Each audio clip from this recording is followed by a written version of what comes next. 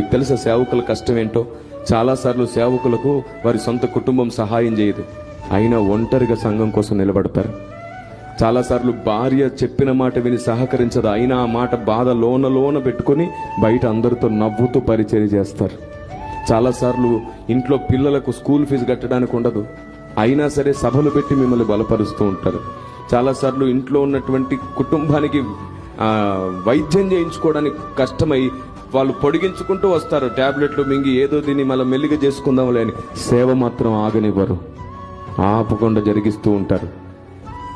వాళ్ళు చనిపోతే వాళ్ళ ఇల్లు అనాథ అయిపోవడమే కాదు, సంఘానికి కూడా అనాథ. వాళ్ళ ఇల్లే కాదు, సంఘం కూడా అనాథే. ఎందుకంటే అలాగే ప్రేమించి ఇంకో సేవకుడు నీకు దొరకడు. నీ సంఘానికి సేవకుడు చనిపోతే మళ్ళీ ఇంకొకరు సేవ చేస్తారు కావచ్చు, కానీ అలాగే నిన్ను పట్టించుకునేవాడు ఇంకొకడు దొరకడు.